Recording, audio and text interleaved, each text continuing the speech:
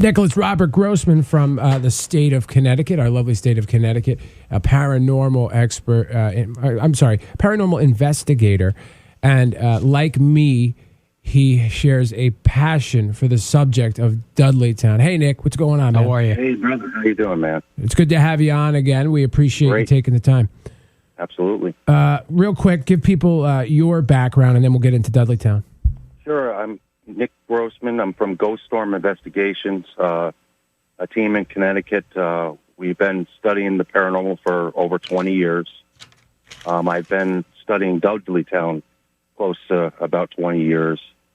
And we're much more of a science-based group, finding out what makes paranormal tick, dissecting it, things like that. Everybody in my group has their own religious belief, but we really don't bring our spirituality into the picture. It's much more of a scientific study than anything else.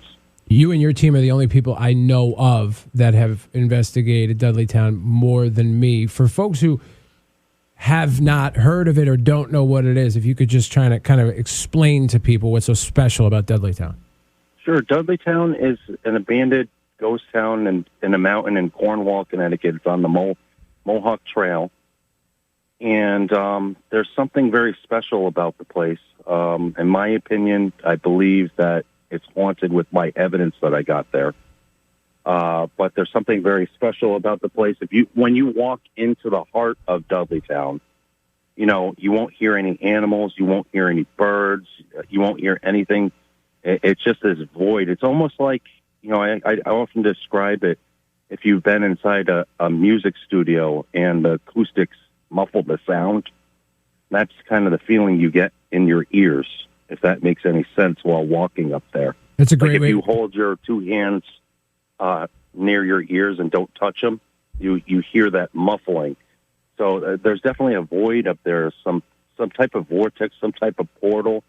Honestly, I believe Dudleytown is more of an interdimensional thing going on than it is like spirits and stuff like that. I think it's its own unique type of thing, to be honest. And I've had a lot of strange phenomenon happen up there. I remember one time I was walking down the trail and there was no wind, and then I was saying goodbye to the supernatural there. I always do it with respect. And a fern was waving up and down. Wow. Okay. I went in front of the fern to make sure there was no wind doing it. The thing was waving, like it was waving goodbye. The place is alive. It's a forest that's very much alive with, phenomenon, really. It's very bizarre. I've had a lot of, bizarre things happen up there that, I could only describe it as an interdimensional vortex or portal that's opened up there. One guy I was with, his hair stood straight up. I actually have a photo of this. Wow. And he was fascinated, and it looked like static electricity was pulling his hair up. Okay, now keep in mind, this is up in the mountain.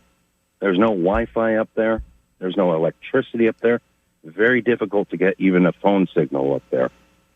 And the history of the place has a darkness to it. The Dudley family came to the United States from England, and they were just riddled with tragedy, murders, suicides, all on the property. That's historic stuff. That's stuff that happened. So that's the early history of the land. And it's why it's named Dudleytown. Here was the thing that interested me. Paranormal got me hooked into the topic, and then I started to become obsessed with. I'm of now the opinion, I know there's a secret to be kept there.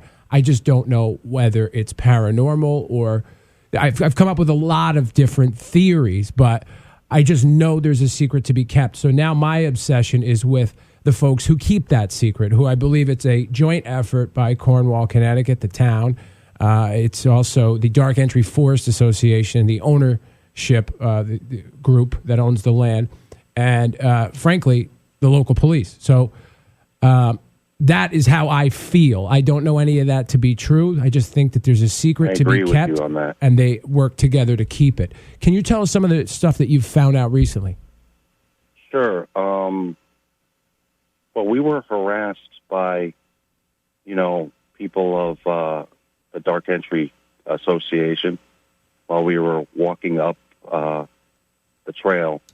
We were definitely harassed by them. And they stopped me for a good, 10 minutes as I was walking up there. And, you're allowed to walk the Mohawk Trail. So they were saying stuff like, please don't, go off the trail into our property. They weren't, aggressive or anything like that, but it was definitely very obnoxious.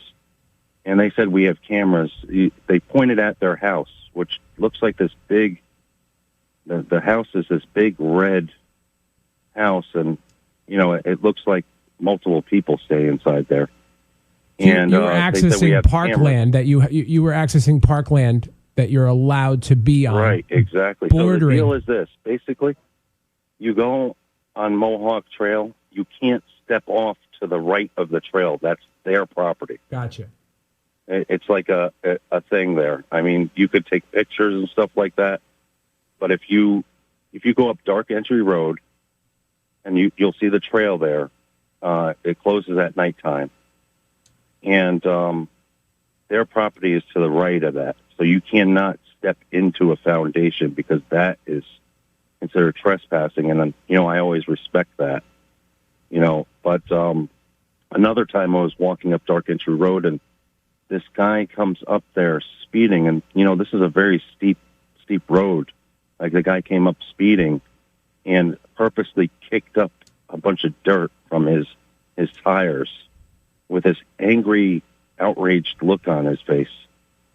And it was just very bizarre. I just don't know why they're so serious about protecting it. I mean, if they want to protect it and say it's like a wildlife protection, why act so secretive about it? Why don't you just come out and just say, they're making themselves, they're their own worst enemy with this whole thing. There's a huge conspiracy theory going on now, and honestly, the way they behave is creating a conspiracy theory. I mean, I just don't understand. They're actually drawing attention to themselves. What they're doing is affecting them oppositely of, the type of reaction they're trying to get. Absolutely, you're right. They're so secretive. They will not. We've tried over the years. They won't come on and talk to a show like ours. They won't talk to back in the day, they used to talk to print press, but that's long gone. So it's a no comment, won't talk to you situation, and there's obviously an effort to even hide the identities of the folks associated with the property, although you and I have found out who they are. They just don't want you talking about it, going there. Just talking about, this was my first communication with the town of Cornwall. I requested information to the wrong agency, but I was asking to be pointed in the right direction, and their response was to tell me, don't go there, you're not allowed. And I didn't request permission to go there. I didn't say I was going there. That's always been my thing, is I'm going to keep my physical distance for a few reasons, but the most important one is they don't want us there. So as long as I don't break the law, or I'm not even perceived as in a situation that borders on breaking the law, then all I'm doing is asking questions and investigating. You've taken a different tack. You've been up there many, many times, and I respect that. I dig it. But you got some physical evidence that we want to get our hands on, so I'm looking forward to doing more stuff with you. I have actual artifacts from there, too. I have some coal, because they used to mine coal, I found on the trail.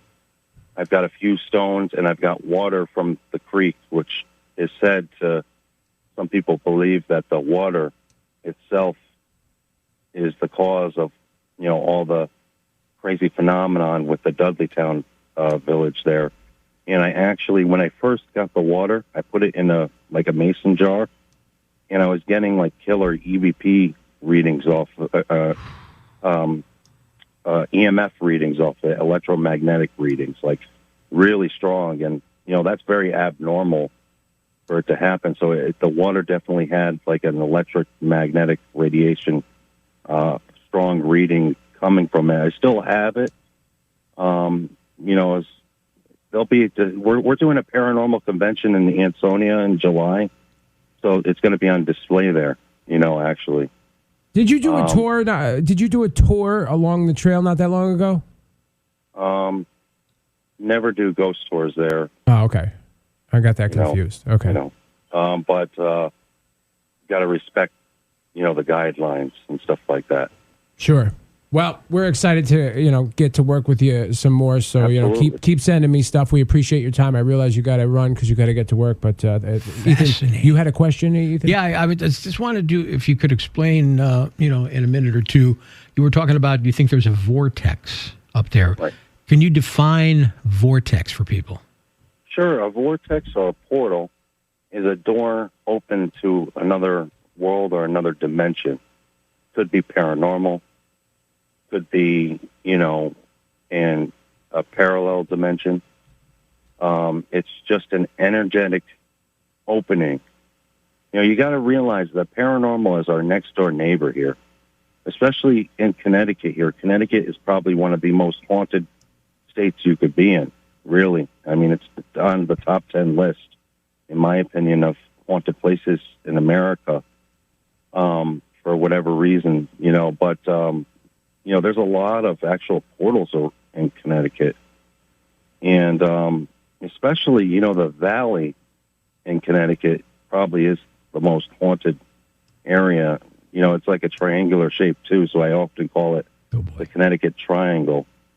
And, that's where we're having a paranormal convention. We got some big investigators participating in it, and it's going to be at the Haunted Ansonia Armory.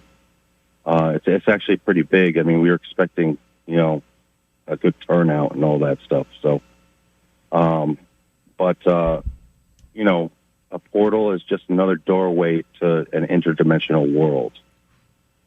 Nicholas Robert Grossman, we appreciate your time, Paranormal Investigator. We look forward to having you back. But thanks for spending a few minutes this morning. Thank you, sir. Thank you. We also have in terms of music, we're putting on a Beatles convention in July in Ansonia, too.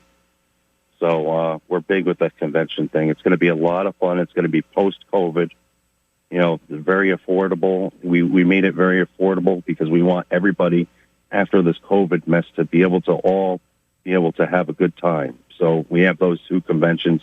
Highly recommended. Excellent. Thank you so much, Nick. Have a great day. We appreciate again. you. Thank you, brother. Okay, there you go. Bye-bye.